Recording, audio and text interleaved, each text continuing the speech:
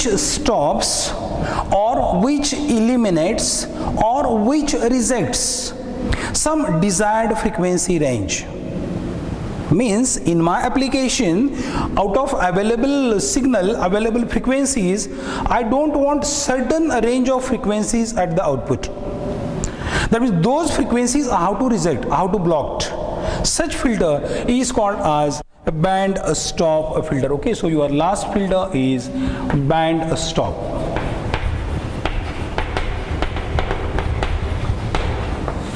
So filter circuit which blocks some frequency range. Meaning for this type of filter there is one stop band, whereas there are two pass bands. Okay, so if you draw the response, frequency response, first say ideal response, then how is the nature? The circuit should have two pass band. So between say F1 and F2, I don't want transmission. That means corresponding to these two frequencies, output should be 0. Okay, whereas whatever the remaining range is there, for the remaining range, I need the output. Okay, that means your response will be like this one.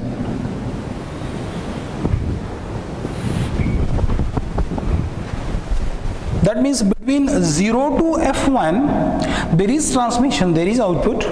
Again from F2 onwards there is output.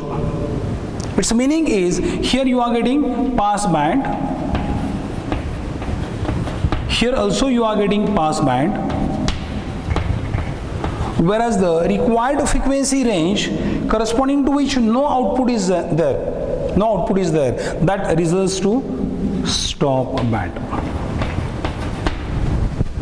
Now similar to this one, F1 is called as the lower cutoff frequency, F2 is called as upper cutoff frequency or higher cutoff frequency, and F2 minus F1, in this case it is the pass band, now here it is the attenuation band. Okay, now if you draw the practical response of this band stop filter is like this one. So this is the frequency, this is the output voltage. Now what I am having is the pass band initially, then there is rejection, that rejection continues for some range, and afterwards again there is transmission.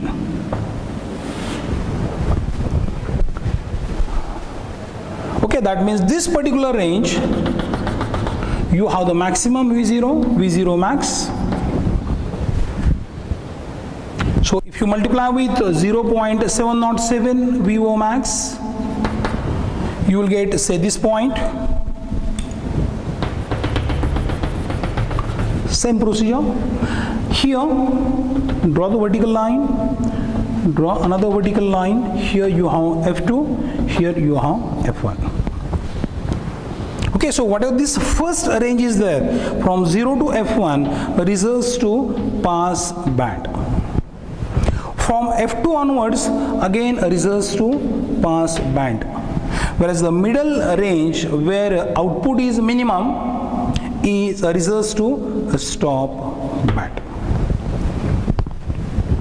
Okay, and what is the last type we have specified? It is the special case of band stop filter. Its meaning is this is the filter which ideally reject a single frequency. See, that means if I am having a signal from say 0 to 1 megahertz and how to eliminate one frequency component, say a component with frequency 1 kilohertz. That means at the output I need entire signal to be available except one frequency component. That filter is called as a notch filter. And whatever the frequency is there which is rejected is called as notch frequency. That means in order to separate entire range from a single frequency, we have to use a notch filter. Okay, so when we are drawing the waveform, so it's very difficult to draw it because entire signal is transmitted except one component. Okay, that means what are your response is there for the notch filter. So this is the output or the gain, this is the frequency. So there should be transmission throughout. Okay, that means your output should be there throughout except one. So that one component is difficult to show. Okay, I will have the practical response of the notch filter. So this frequency corresponding to which attenuation is there or rejection is there, that frequency is called as the notch frequency, whereas the entire range is transmitted. So here you have the pass band, here you have the pass band. That means as if your entire signal is available at the output except one frequency, that results to a notch filter. Okay, so if we just summarize the parts that we have covered here so far. So we have started with the definition of a filter. A filter is a circuit which separates the frequency ranges, which transmits some frequency range, whereas which attenuates some other frequency range. That circuit is nothing but the filter circuit. And we have placed some characteristics for ideal filter. That means my design should be very close to the ideal one. So what I am expecting from ideal filter, there should exist one range corresponding to which alpha is 0. What is alpha? Attenuation constant. There should exist some another frequency where alpha is infinite. Attenuation is infinite. So range where alpha is 0 results to a transmission band or the pass band, and the range of frequencies where alpha is infinite results to stop band, attenuation band. Okay, whereas one single frequency which separates this pass band from the stop band is called as a cutoff frequency. These filter circuits are designed with pure reactances. That is one more condition, one more restriction. And whatever the characteristic impedance is there, Z0, that should remain constant throughout the pass band in order to have the maximum output power. Okay, then we have classified the filters based on the parameters. So first parameter we have taken as a frequency range. A given circuit transmits which frequency range? Based on that, we have low pass filter followed by high pass filter, band pass filter, band stop filter, and finally the notch filter. And the definitions or the idea or the concepts are very simple, because once you read the term, you will get the meaning. Low pass. So filter circuit which transmits lower frequencies is the low pass filter. But low up to what? Which frequency? So there we have defined FH. Up to FH, this filter circuit transmits the frequencies. From FH, there should be rejection. For high pass, we have defined a frequency FL. It is the frequency from which point onward there is a transmission. That means initially there is a rejection. Whereas for band pass, we have defined two frequencies, F1 and F2. There is transmission between F1 and F2. Whereas there is a rejection between 0 to F1 and F2 onwards. So that's why for band pass, we have single pass band, whereas two stop bands.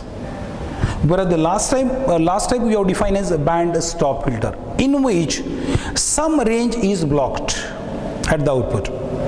Okay, that means there exists a stop band between F1 and F2, whereas there exists two transmission bands between 0 to F1 and F2 onwards.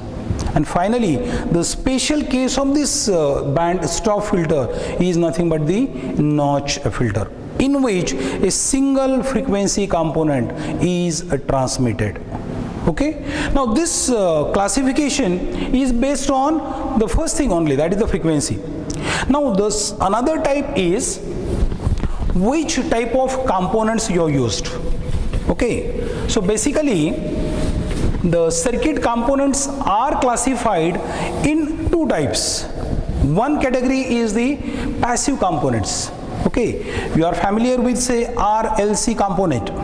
This R, L and C are said to be passive elements, whereas some amplifying device like say transistor, like say op-amp as a IC, which amplifies the signal, these are the examples of active components. So depending upon which components you are using, you have two types of a filter.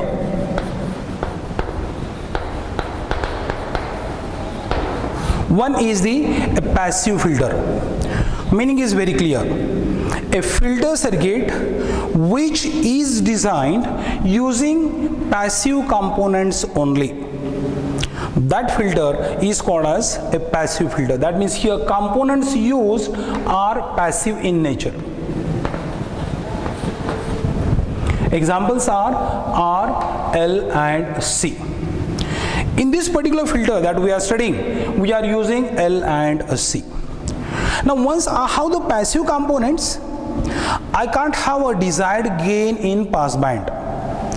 That means actually the limitation of the passive filter is we don't have a gain in passband. Get the point?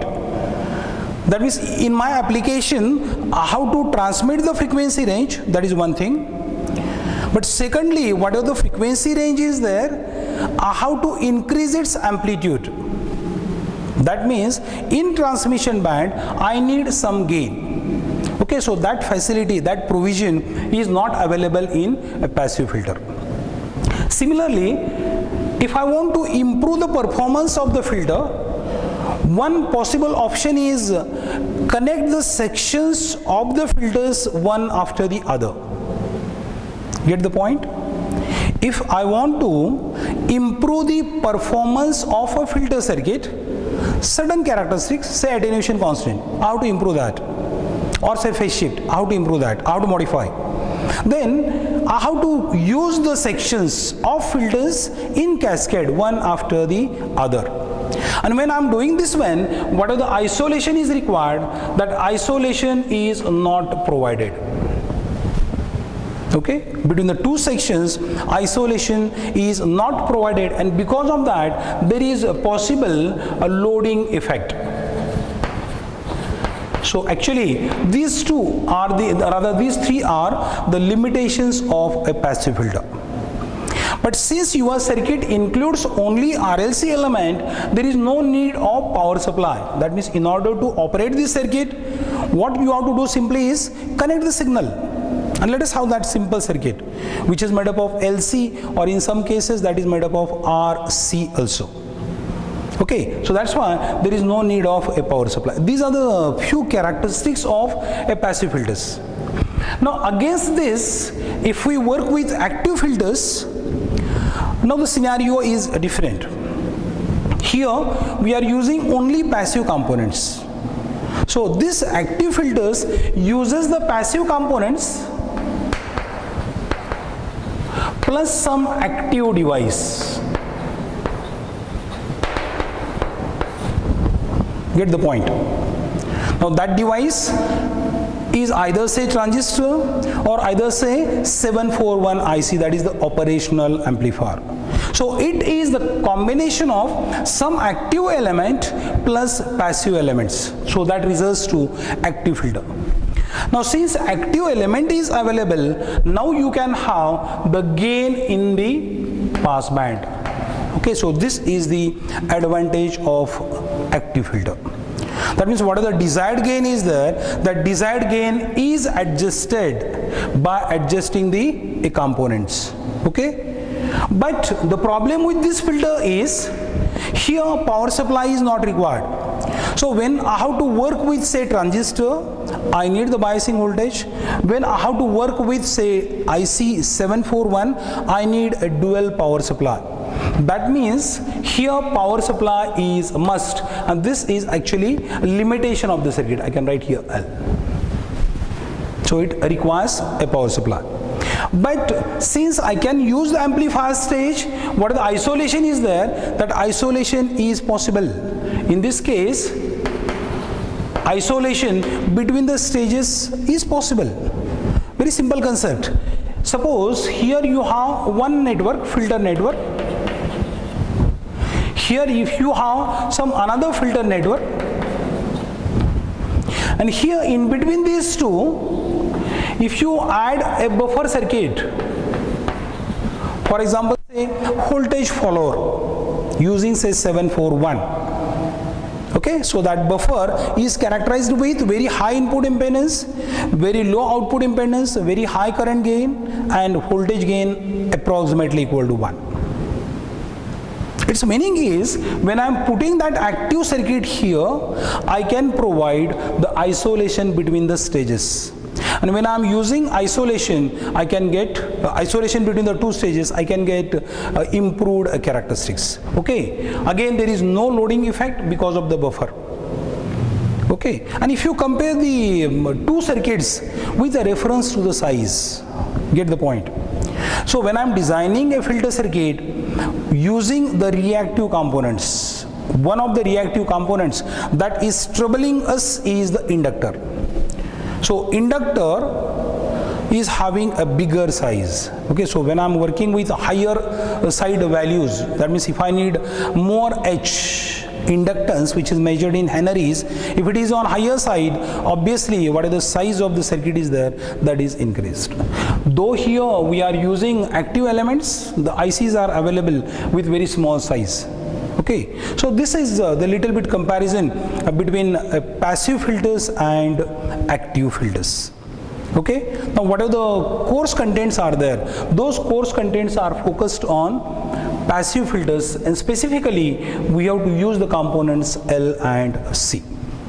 Okay, now in the next session we will cover this part, that is the classification of the filter circuits based on a typical characteristics of the circuit.